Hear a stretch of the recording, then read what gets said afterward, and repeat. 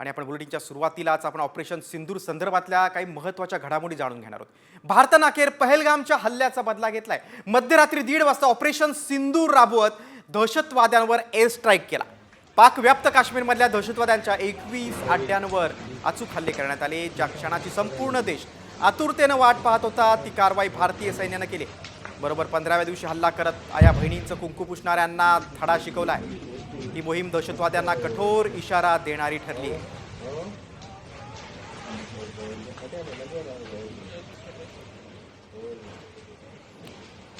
बघा आपण top 9 video बघतोय। मुझफ्फराबादमध्ये देखील कारवाई झालेली आहे। दहशतवाद्यांचे अड्डे उद्ध्वस्त केले। दुसरा हल्लाही मुझफ्फराबाद इथे झाला। तिसरा हल्ला बहावलपूरमध्ये। जैश मुख्यालय त्यानंतर कोटलीमध्ये देखील भारतीय लष्कराने हल्ला केला।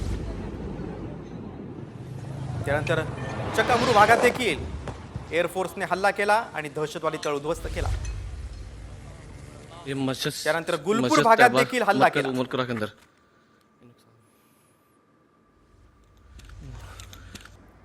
त्यानंतर भीमबर इथे देखील भारताच्या एअरफोर्सने हल्ला केला।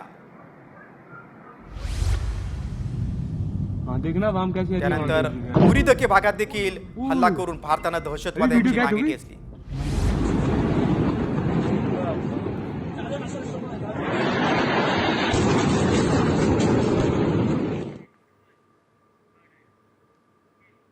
आणि आता कुठे कुठे पाकिस्तानामध्ये भारताच्या एअरफोर्सने हल्ला केलेले आहेत आपण ते सगळे ठिकाण पाहून घेणार आहोत ग्राफिकच्या माध्यमातून। बघा मी दाखवतो तुम्हाला। बघा मुझफ्फराबादमध्ये 2 हल्ले केलेत एअरफोर्सनं। त्यानंतर कोटली भागात केलेले आहेत। त्यानंतर भीमबरमध्ये, चकामरूमध्ये, त्यानंतर गुलपूर भागात देखील 4 हल्ले केलेले आहेत। सियालकोट भागामध्ये, त्यानंतर मुरिदकेमध्ये आणि बहालपूरमध्ये जैश ए मोहम्मद जी दहशतवादी संघटना आहे तिचं मुख्यालय आहे। मसूद अझर तिथेच राहत होता। त्याच्या कुटुंबातील 14 जणांचा खात्मा केलेला आहे। बघतो आपण भारतीय लष्करानं मध्यरात्री कारवाई केलेली आहे। पाकिस्तानवर हल्ला केलेला आहे। ही जी पाकिस्तानमधली ही ठिकाणं आहेत मुझफ्फराबाद, गुलपूर, सियालकोट, मुरिदके, बहालपूर, कोटली, भीमबर आणि चकमरू। सगळ्यात महत्त्वाचं स्थान हे आहे कारण हे जैश ए मोहम्मदचा हा हेडक्वार्टर होतं। जैश ए मोहम्मदचा सगळा अड्डा होता। इथे प्रशिक्षण केंद्र होतं। फंडिंग याच भागातून जैश ए मोहम्मदचं होत होतं आणि इथे भारतीय एअरफोर्सनं हा सगळा हल्ला केला होता। आपण ही सगळी ठिकाणं आपण पाहिलेली आहेत। बघा आपण पुढच्या बातमीकडे वळूया आता। अखेर भारतानं पहलगाम हल्ल्याचा बदला ऑपरेशन सिंदूरनं घेतला आणि या हल्ल्यात लष्कर ए तोयबाचं तळ उद्ध्वस्त केलंय। मात्र यामध्ये किती कमांडरचा खात्मा करण्यात आलाय पाहूयात या स्पेशल रिपोर्टमध्ये।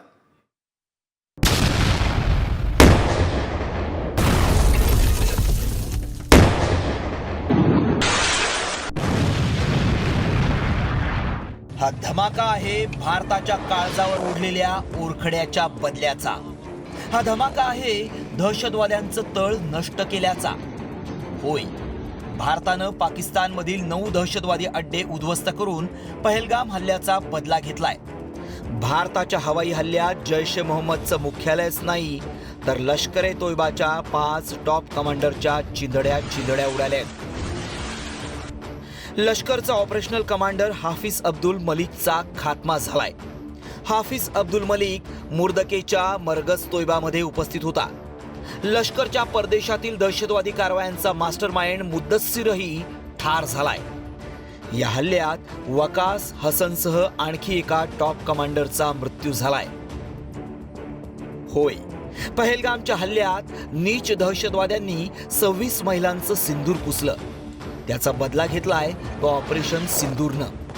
भारतानं थेट पाकिस्तानमध्ये दहशतवाद्यांचे 9 तळ उद्ध्वस्त करत थेट कारवाई केली आहे। त्यामुळे भारताच्या वाट्याला गेल्यास भारत दहशतवादाला खतपाणी घालणाऱ्यांची त्यांच्या घरात घुसून कशी वाट लावतो हे भविष्यात पाकिस्ताननं लक्षात ठेवायला हवं। ब्युरो रिपोर्ट, साम टीव्ही न्यूज।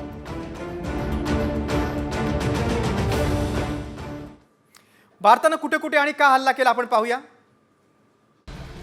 बहावलपूर जैश ए मोहम्मदचं मुख्यालय असल्यामुळे हल्ला। आंतरराष्ट्रीय सीमेपासून 100 किलोमीटर अंतरावर। मुरिदके लष्कर ए तोयबाचं मुख्यालय उद्ध्वस्त, सीमेपासून 30 किलोमीटर अंतरावर। गुलपूर ताबा रेषेपासून 35 किलोमीटर दूर हल्ल्यावेळी 80 दहशतवाद्यांचा अड्डा नेस्तनाबूत. सवाई लष्कर तोयबाचा अड्डा सीमेपासून 30 किलोमीटर दूर. पहलगाम हल्ल्याला जबाबदार असल्यानं हल्ला. बिलाल जैश ए मोहम्मदचा हवाई तळ सीमेपासून 35 किलोमीटर दूर. कोटली नियंत्रण रेषेपासून 15 किलोमीटर अंतरावर 50 दहशतवादी उपस्थित होते. बॉम्ब गोळ्याचं प्रशिक्षण केंद्र. बर्नाला दहशतवाद्यांचा अड्डा सीमा रेषेपासून 10 किलोमीटर दूर.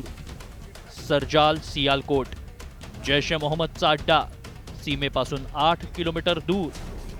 महमुना हिजबुल मुजाहिदीनचं प्रशिक्षण केंद्र सीमेपासून 15 किलोमीटर दूर. जैश ए मोहम्मद या दहशतवादी संघटनेचं मुख्यालय असलेल्या बहावलपूरवर भारतीय सैन्याने हल्ला केला आणि ते उद्ध्वस्त केलं. जैशच्या याच मुख्यालयाची हल्लापूर्वीची आणि हल्ल्यानंतरची दृश्य आता साम टीव्हीच्या हाती लागली आहेत. बघा, दोन दृश्य आपण बघूया. स्क्रीनवर बघताय तुम्ही. हल्ल्याच्या आधी जैश ए मोहम्मदचे मुख्यालय बहावलपूरमधलं कसं होतं बघा, आणि हल्ल्यानंतर ते कसं बेचिराग झालं, त्याची कशी स्थिती झाली ते आपण पाहतो. याच मुख्यालयात मसूद अझहर आपली सूत्र हलवायचा, इथेच फंडिंग केलं जायचं त्या संघटनेला, इथेच ट्रेनिंग कॅम्प देखील होता. आपल्या कुटुंबासह तो इथे राहत होता.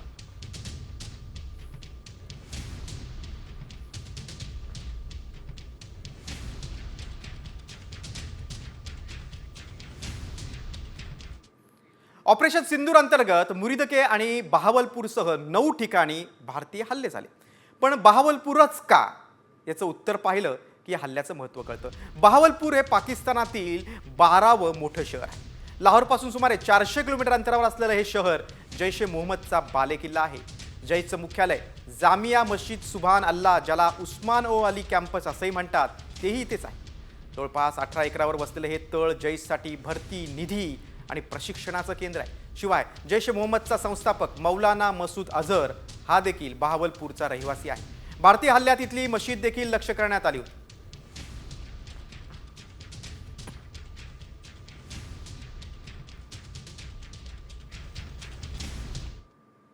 पुढच्या रिपोर्टकडे. पहलगाम हल्ल्यानंतर तब्बल 16 दिवसानंतर भारतानं ऑपरेशन सिंदूर राबवत पाकमधील दहशतवादी अड्डे उद्ध्वस्त केलेत. मात्र या ऑपरेशनचं प्लॅनिंग कसं केलं गेलं, हे ऑपरेशन गुप्तपणे सीमा भेदून कसं राबवलं, पाहूयात या स्पेशल रिपोर्टमधून.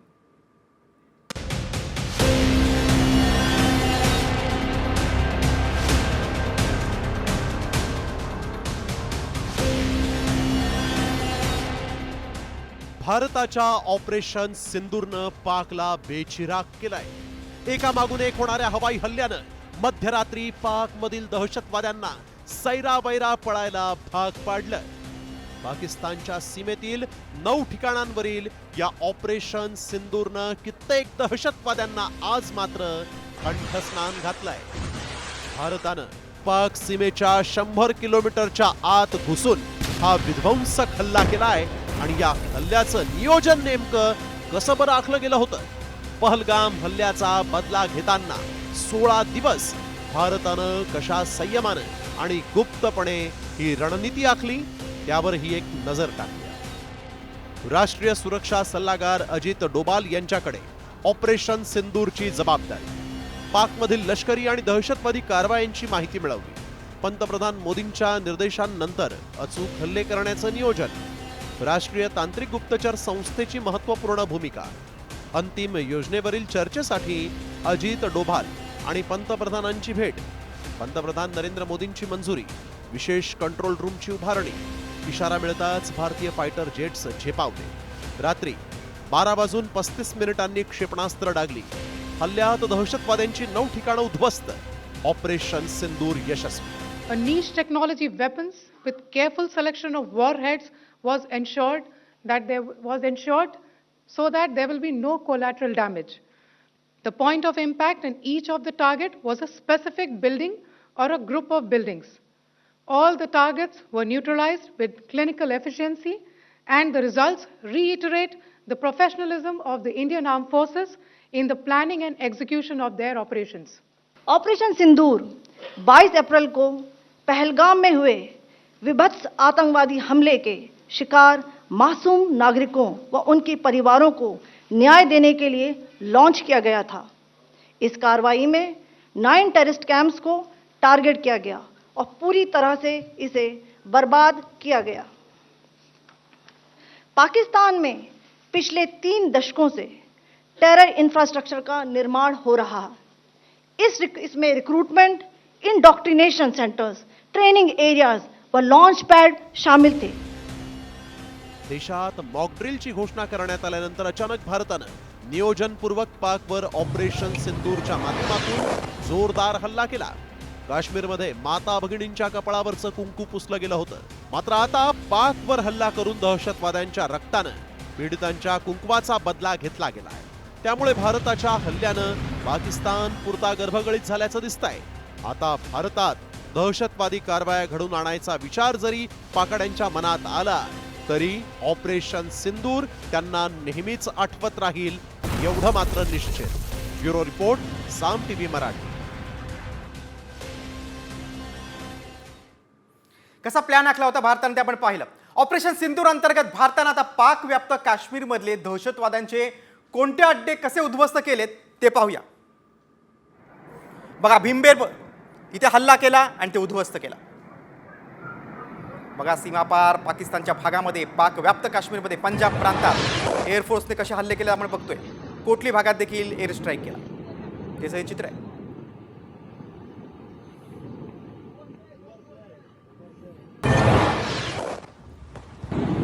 त्यानंतर सियालकोट इथे देखील भारतीय एअरफोर्सने हल्ला केला।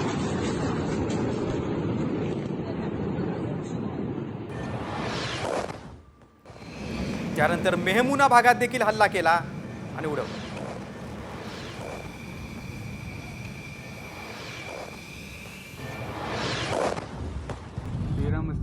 मुरीदगे भागात देखील भारतीय एअरफोर्सने हल्ला केला आणि बेचिराग हा सगळा दहशतवाद्यांचा अड्डा करून टाकला।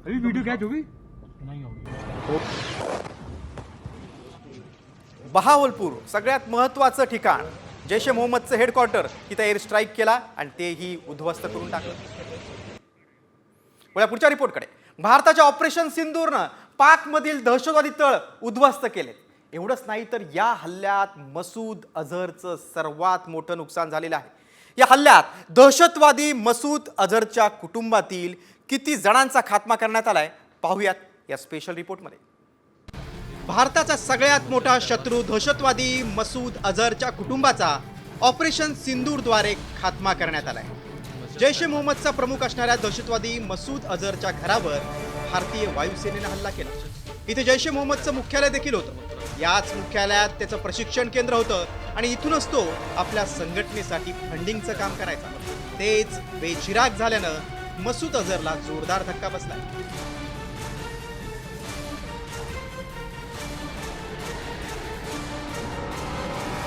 त्यातच ऑपरेशन सिंदूरमध्ये मसूदच्या कुटुंबियांचा खात्मा झाल्यानं आता तो एकाकी पडलाय। मसूद अझहरच्या कुटुंबातील 14 जणांचा खात्मा झालाय। त्यात मसूद अझहरची बहीण मौलाना कशबचं पूर्ण कुटुंब ठार झालंय। राऊफ असगरचा मुलगा हुजेफा, भावाच्या पत्नीचाही खात्मा झालाय। मुफ्ती अब्दुल राऊफचा नातू, मुलगी शहीद बाजी सादियाच्या पतीसह 4 मुलं ठार झाली आहेत। मसूद अझहरचा भाऊ दहशतवादी राऊफ असगर गंभीर जखमी झालाय। राऊफ असगर कंदाहार विमान अपहरण प्रकरणातील मास्टरमाइंड आहे। पहलगाम हल्ल्याच्या कटात दहशतवादी राऊफ असगरचा सहभाग होता।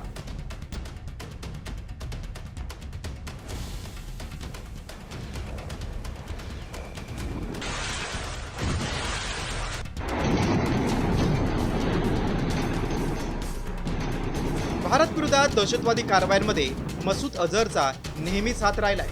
मसूद अझहरचं नाव पहिल्यांदा 26/11च्या हल्ल्यात समोर आलं होतं। त्यानंतर मसूदच्या भारत विरोधी कारवायांचा वाढता सहभाग भारताची चिंता वाढवत होता।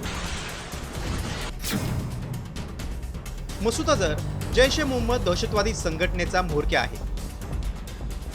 जैश ए मोहम्मदकडून भारतात अनेक हल्ले करण्यात आले। जम्मू काश्मीर विधानसभा आणि भारतीय संसदेवर देखील हल्ला करण्यात आला होता। 1999 मध्ये कंदाहार विमानतळावर भारतीय विमानाचं अपहरण करण्यात आलं होतं. 155 प्रवाशांच्या सुटकेच्या बदल्यात अझरची सुटका झाली होती. जैश ए मोहम्मदचा कमांडर होता मौलाना मसूद अझर.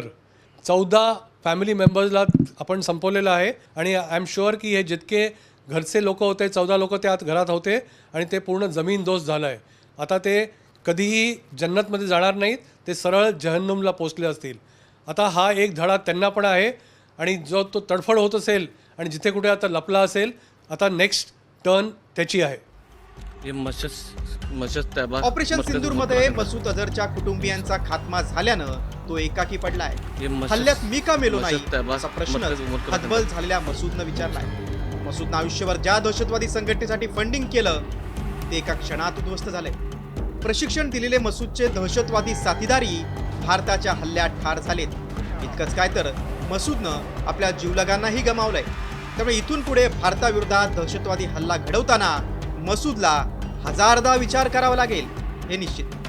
ब्युरो रिपोर्ट, साम टीव्ही न्यूज. मसूद अझरचं संपूर्ण कुटुंब त्याचा खात्मा झालाय. दुसरीकडे कुख्यात दहशतवादी खालिद मोहम्मद आलमचा देखील खात्मा करण्यात आलाय. ऑपरेशन सिंदूरमध्ये दहशतवादी खालिद आलम ठार झालेला आहे.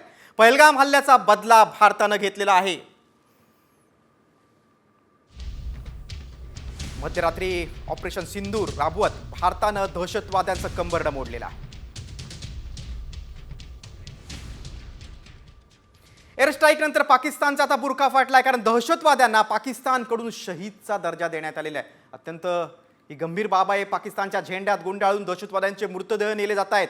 इतकंच नव्हे तर दहशतवाद्यांच्या जनाजामध्ये पाकिस्तानी अधिकारी देखील सहभागी झालेत.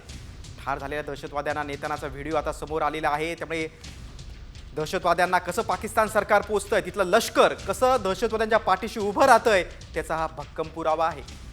पाकिस्तानच्या झेंड्यात गुंडाळून मृतदेह नेले जात होते. दहशतवाद्यांचा आका पाक सरकारच आहे.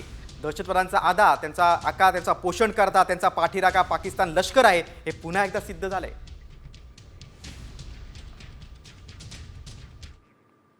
तर दुसरीकडे या दहशतवाद्यांच्या जनाजामध्ये पाकिस्तानी सैन्यातील अधिकारी देखील सहभागी झाले होते.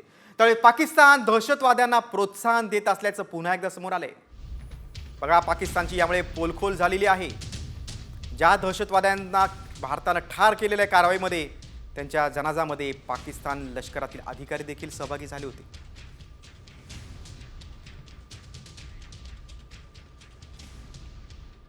पुढच्या बातमीकडे. पाकिस्तानचा निर्लज्जपणा पुन्हा एकदा उघड झालेला आहे. पाक संसदेमध्ये मृत दहशतवाद्यांना श्रद्धांजली वाहण्यात आली. पाकच्या खासदारांनी संसदेमध्ये ठार झालेल्या दहशतवाद्यांना श्रद्धांजली वाहिली आहे. एकीकडे त्यांचे मृतदेह पाकिस्तानच्या झेंड्यामध्ये वाहून नेले जात होते, दुसरीकडे संसदेमध्ये त्यांना श्रद्धांजली वाहिली, त्यांना शहीदचा दर्जा दिला.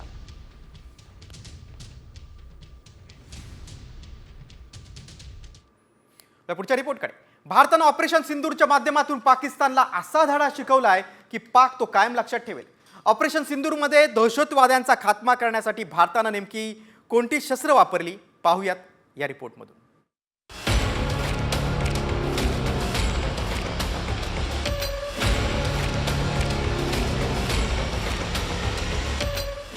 पहलगाम हल्ल्याला भारतानं ऑपरेशन सिंधूमधून जोरदार प्रत्युत्तर दिलंय. या कारवाईत भारतीय लष्कर, नौदल आणि हवाई दलानं मिळून पाकमधील दहशतवाद्यांना कंठस्नान घातलंय. 25 मिनिटांच्या या निर्णायक हल्ल्यात 21 दहशतवादी ठिकाणांना लक्ष्य करण्यात आलं, ज्यामध्ये 100हून अधिक दहशतवादी मारले गेले. या हल्ल्यात भारतानं अशी शस्त्र वापरली ज्यामुळे पाकचे तुकडे तुकडे झाले. स्कॅल्प क्षेपणास्त्र.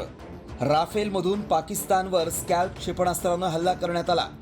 स्कॅल्प क्षेपणास्त्र 560 ते 600 किलोमीटर मारा करण्यास सक्षम आहे. शत्रूला चकवा देऊन मारा करण्यास ते सक्षम आहे. राफेल एम विमान हवेतून हवेत आणि हवेतून जमिनीवर मारा करण्यास सक्षम आहे. जहाज विरोधी हल्ला आणि अणुहल्ला करू शकतं. राफेल एमचा ताशी वेग 2202 किलोमीटर इतका आहे. राफेल 3700 किलोमीटर मारा करण्यास सक्षम आहे. हॅमर बॉम्ब हवेतून जमिनीवर अचूकतेनं मारा करू शकतो. ग्लाइड बॉम्ब म्हणूनही हॅमर बॉम्बची ओळख आहे. 70 किलोमीटरपर्यंत मारा करण्यास सक्षम आहे. हॅमर बॉम्ब शत्रूचा अचूक वेध घेऊन संरक्षक कवच भेदू शकतं. भारतानं ऑपरेशन सिंदूरच्या माध्यमातून केलेली कारवाई दहशतवाद विरोधातली होती. भारताच्या सार्वभौमत्वावर हल्ला करणाऱ्या पाकला अद्दल घडवण्यासाठी भारतानं हा निर्णायक हल्ला केला. त्यामुळे पाकिस्तानमधील दहशतवाद्यांचे अड्डे रिकामे होऊ लागलेत. भारतानं पाकच्या भूमीवर केलेली ही तिसरी कारवाई आहे. त्यामुळे आता तरी पाकिस्तान सुधारेल ही आशा आहे. अन्यथा याहून जोरदार झटका पाकला दिल्याशिवाय भारत गप्प बसणार नाही. ब्युरो रिपोर्ट, साम टीव्ही न्यूज.